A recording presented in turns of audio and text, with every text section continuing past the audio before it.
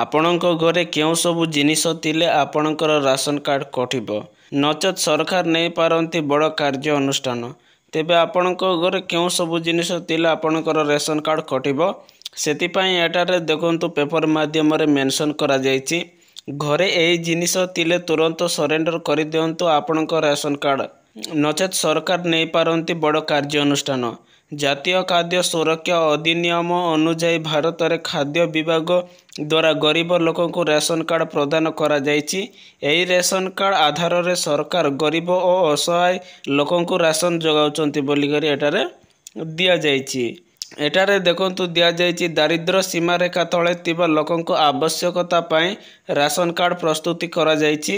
ବିଭିନ୍ନ ରାଜ୍ୟରେ ସେମାନଙ୍କର ରେସନ କାର୍ଡ଼ ତିଆରି ପାଇଁ ବିଭିନ୍ନ ସୁବିଧା ଅଛି। କେତେକ ରାଜ୍ୟରେ ଉଭୟ ଅନଲାଇନ୍ ଓ ଅଫଲାଇନ୍ ରେସନ କାର୍ଡ଼ ପାଇଁ ଆପ୍ଲାଏ କରାଯାଏ। ଅନ୍ୟ କେତେକ ରାଜ୍ୟରେ କେବଳ ଅଫଲାଇନ୍ ପ୍ରକ୍ରିୟା ମାଧ୍ୟମରେ ରେସନ କାର୍ଡ଼ ଆବେଦନ ଗ୍ରହଣ କରନ୍ତି। ରେସନ କାର୍ଡ଼ ପାଇବା ପାଇଁ ଭାରତ ସରକାର ନିର୍ଦ୍ଦିଷ୍ଟ ଯୋଗ୍ୟତା ମାନଦଣ୍ଡ ସ୍ଥିର କରି ରଖିଛନ୍ତି ବୋଲିକରି ଏଠାରେ ଦିଆଯାଇଛି। ଏଠାରେ ଦେଖନ୍ତୁ ସମ୍ପତ୍ତି ମାଲିକାନା ଦେଇଛି। ଆପଣମାନଙ୍କର କେଉଁ ସବୁ ସମ୍ପତ୍ତି ଥିଲେ ଆପଣମାନେ ରେସନ କାର୍ଡ଼ ପାଇପାରିବେ ନାହିଁ। ଯଦି କୌଣସି ବ୍ୟକ୍ତି ଏକ ପ୍ଲଟ୍ କିମ୍ବା ଫ୍ଲାଟ୍ ଘର ସମେତ 100 ବର୍ଗ ମିଟରରୁ ଅଧିକ ଜମିର ମାଲିକ ହୁଅନ୍ତି ତେବେ ସେମାନେ ରାସନ କାର୍ଡ଼ ପାଇଁ ଆବେଦନ କରିବାକୁ ଯୋଗ୍ୟ ନୁହନ୍ତି ବୋଲିକରି ଏଠାରେ ଦିଆଯାଇଛି। ଏଠାରେ ଦେଖନ୍ତୁ 100 ବର୍ଗ ମିଟରରୁ ଅଧିକ ଦେଇଛି, ଏଟା ଭୁଲ ଦେଇଛି। କିନ୍ତୁ ଆପଣଙ୍କର 5 ଏକରରୁ ଅଧିକା ଜମି ଥାଏ ତାହେଲେ ଆପଣମାନେ ରେସନ କାର୍ଡ଼ ପାଇଁ ଯୋଗ୍ୟ ହିତାଧିକାରୀ ହେଇପାରିବେ ନାହିଁ। ଏଠାରେ ଦେଖନ୍ତୁ ଦିଆଯାଇଛି ଯାନର ମାଲିକାନା ବା ଆପଣଙ୍କ ଘରେ କୌଣସି ଗାଡ଼ି ଘୋଡ଼ା ଥାଏ ସେ ବିଷୟରେ ଦେଇଛି। ଏଠାରେ ଯଦି କେହି କାର୍ କିମ୍ବା ଟ୍ରାକ୍ଟର ପରି 4 ଚକିଆ ମାଲିକ ତେବେ ସେମାନଙ୍କର ରାସନ କାର୍ଡ଼ ପାଇବା ପାଇଁ ଅଯୋଗ୍ୟ ଅଟନ୍ତି ବୋଲିକରି ଏଠାରେ ଦିଆଯାଇଛି। ତେବେ ଆପଣଙ୍କ ଘରେ ଯଦି 4 ଚକିଆ ଗାଡ଼ି ଅଛି, ଯେକୌଣସି 4 ଚକିଆ ଗାଡ଼ି କିମ୍ବା ଟ୍ରାକ୍ଟର ଅଛି, ଆପଣମାନେ ରାସନ କାର୍ଡ଼ ପାଇପାରିବେ ନାହିଁ। ଯେଉଁମାନଙ୍କ ଘରେ ରେଫ୍ରିଜରେଟର କିମ୍ବା ଏୟାର କଣ୍ଡିସନ ଅଛି ସେମାନଙ୍କର ରେସନ କାର୍ଡ଼ ପାଇଁ ଆବେଦନ କରିପାରିବେ ନାହିଁ ବୋଲିକରି ଏଠାରେ ଦିଆଯାଇଛି। ଏଠାରେ ଦେଖନ୍ତୁ ଏୟାର କଣ୍ଡିସନ ଦେଇଛି। ଏସି ଯାହାଙ୍କ ଘରେ ଏସି ଅଛି ତାଙ୍କୁ ମଧ୍ୟ ରେସନ କାର୍ଡ଼ ମିଳିପାରିବ ନାହିଁ। ରେଫ୍ରିଜରେଟର ହେଉଛି ଫ୍ରିଜ୍, ଯାହାଙ୍କ ଘରେ ଫ୍ରିଜ୍ ଅଛି ସେମାନେ ମଧ୍ୟ ରେସନ କାର୍ଡ଼ ପାଇପାରିବେ ନାହିଁ ବୋଲିକରି ଏଠାରେ ଦିଆଯାଇଛି। ଯଦି ପରିବାର କାହାର ସରକାରୀ ଚାକିରି ଅଛି ତେବେ ସରକାର ସେମାନଙ୍କୁ ରାସନ କାର୍ଡ଼ ଦେବେ ନାହିଁ। ତେବେ ଯଦି ଆପଣମାନେ ସରକାରୀ ଚାକିରିଆ କରୁଛନ୍ତି ସେମାନଙ୍କୁ ମଧ୍ୟ ରେସନ କାର୍ଡ଼ ଦେବେ ନାହିଁ ବୋଲିକରି ଏଠାରେ ଦିଆଯାଇଛି। ଏଠାରେ ଦେଖନ୍ତୁ ପରିବାରର ବାର୍ଷିକ ଆୟ ଗ୍ରାମରେ 2 ଲକ୍ଷରୁ କମ୍ ଏବଂ ସହରରେ 3 ଲକ୍ଷରୁ କମ୍ ହେବା ଉଚିତ ବୋଲିକରି ଏଠାରେ ଦିଆଯାଇଛି।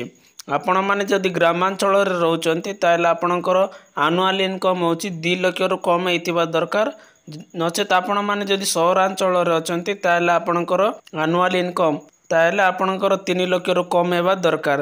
ତାହେଲେ ଯାଇକି ଆପଣମାନେ ରେସନ କାର୍ଡ଼ ପାଇପାରିବେ, ନହେଲେ ରେସନ କାର୍ଡ଼ ପାଇପାରିବେ ନାହିଁ। ଏଠାରେ ଦେଖନ୍ତୁ ଯେଉଁମାନେ ଟିକସ ଯୋଗ୍ୟ ଆୟ କରନ୍ତି ଏବଂ ବାର୍ଷିକ ଆୟକର ଦାଖଲ କରନ୍ତି ସେମାନଙ୍କର ମଧ୍ୟ ରେସନ କାର୍ଡ଼ ପାଇଁ ଅଯୋଗ୍ୟ ଦେଇଛି। ଏଠାରେ ଯେଉଁମାନେ କି ଟିକସ ଯୋଗ୍ୟ ଆୟ କରନ୍ତି ସେମାନଙ୍କୁ ମଧ୍ୟ ରେସନ କାର୍ଡ଼ ମିଳିପାରିବ ନାହିଁ। ଯଦି କାହାର ଲାଇସେନ୍ସ ପ୍ରାପ୍ତ ଅଛି ସେମାନେ ମଧ୍ୟ, ଯେଉଁମାନେ କି କଣ୍ଟ୍ରାକ୍ଟର ଲାଇସେନ୍ସ ଥାଉଛି ସେମାନେ ମଧ୍ୟ ରେସନ କାର୍ଡ଼ ପାଇଁ ଅଯୋଗ୍ୟ ଅଟନ୍ତି। ତେଣୁ ଏଠାରେ ଦେଖନ୍ତୁ ଯଦି ତୁମେ ଭୁଲରେ କିମ୍ବା ଭୁଲ ଡକୁମେଣ୍ଟ ଦେଇ ରାସନ କାର୍ଡ଼ ପାଇଛ ତେବେ ଏହାର ଆତ୍ମସମର୍ପଣ କରିବା ଉଚିତ ବୋଲିକରି ଏଠାରେ ଦିଆଯାଇଛି। ଯଦି ଆପଣମାନେ କୌଣସି ଭୁଲ ତଥ୍ୟ ଦେଇଛନ୍ତି, ଆପଣମାନେ ରାସନ ମାଗୁଛନ୍ତି ତାହେଲେ ଆପଣମାନେ ଆତ୍ମସମର୍ପଣ କରିବା ଉଚିତ ବୋଲିକରି ଏଠାରେ ଦିଆଯାଇଛି। ଜାଲିଆତ କରି ରେସନ କାର୍ଡ଼ ପାଉଥିବା ଲୋକଙ୍କୁ ଭାରତ ସରକାର ଚିହ୍ନଟ କରୁଛନ୍ତି ବୋଲିକରି ଏଠାରେ ଦିଆଯାଇଛି।